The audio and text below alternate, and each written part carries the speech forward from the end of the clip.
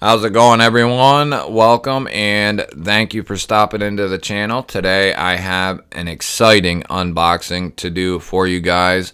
This is something that I have been trying to get my hands on for well over a year at this point. Missed drops and just not being at the right place at the right time. And it just so happened that this past drop I was in the right spot at the right time. I was waiting.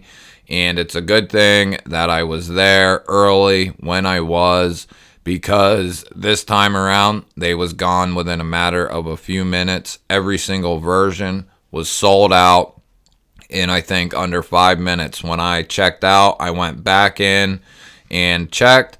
Every single one was gone, and I was very thankful because I was kind of questioning, did I need to be there that early and buy it when I did?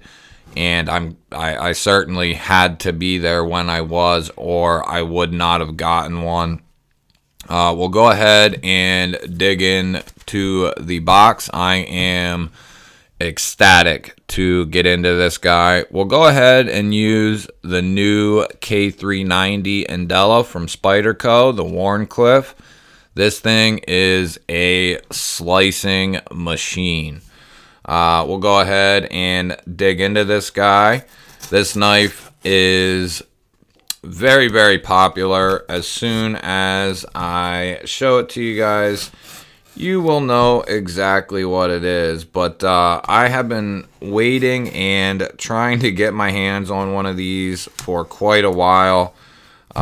You rarely ever see these on the secondary, I think mainly because people don't sell them.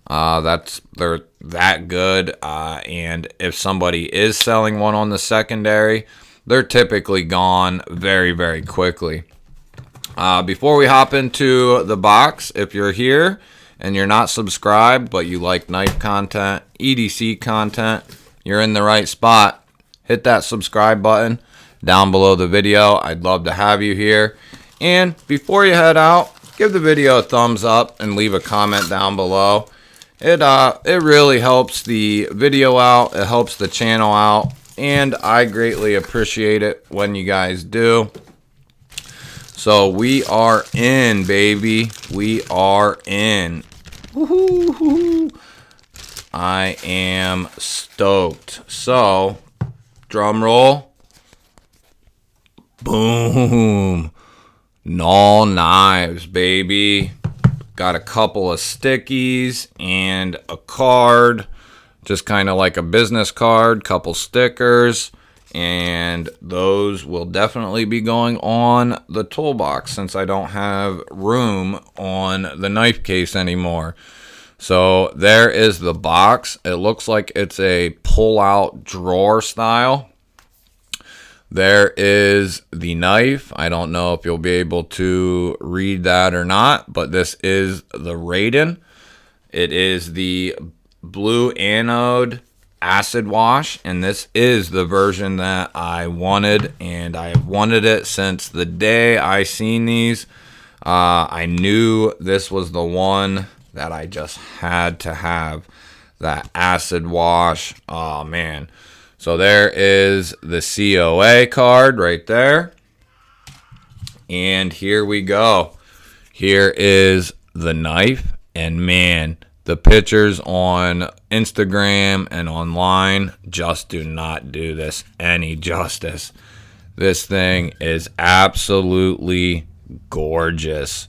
So it's the blue anode titanium handles with the acid wash blade, and let's just go ahead and flick it out and see what we got here. Oh, baby. Oh, don't do me like that.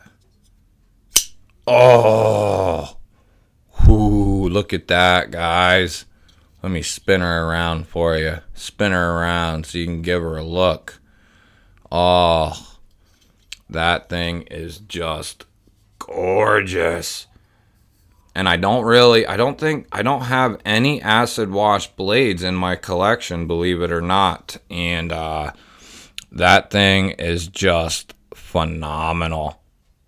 and it's something that you can use, and you don't have to be worried about marring up the blade because it's got all them. It's kind of like a stone wash in a sense. I'm wondering, it's like a coating that's been stone washed, and then they do a little other treatment on it.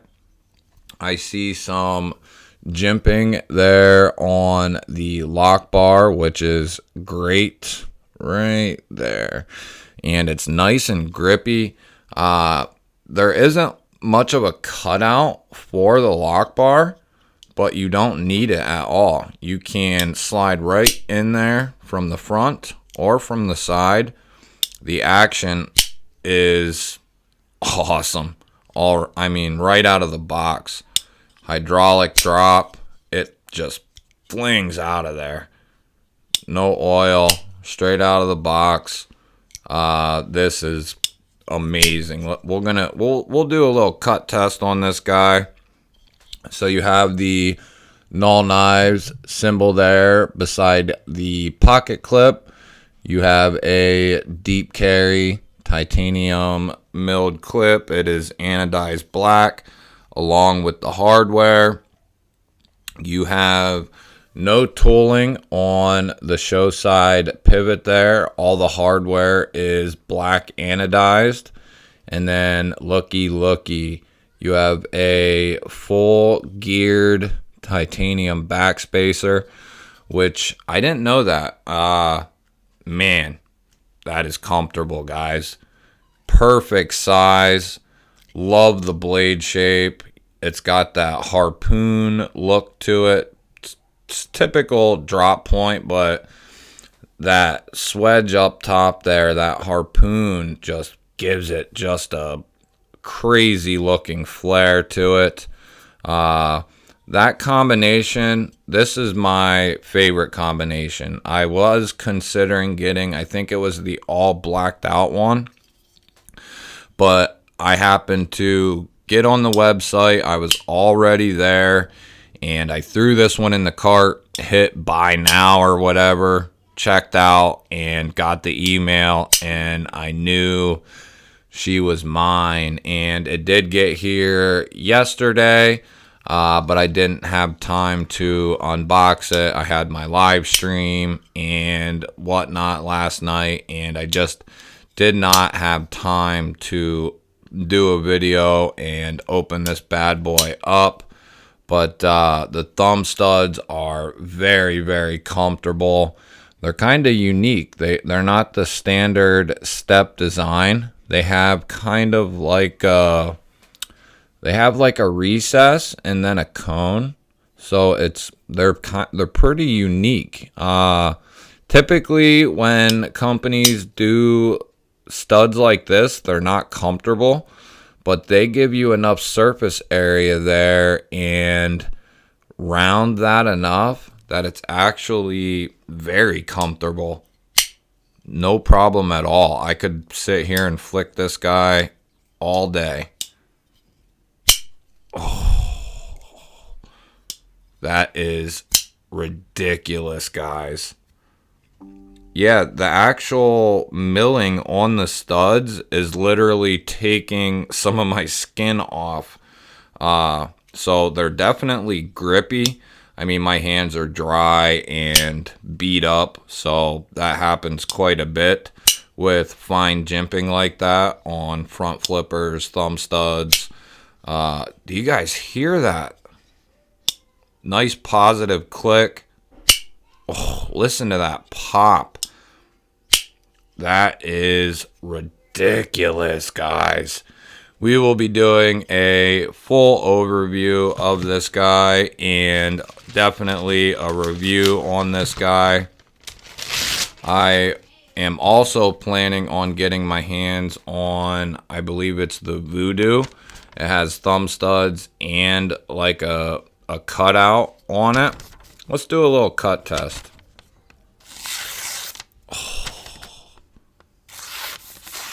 Ooh, guys,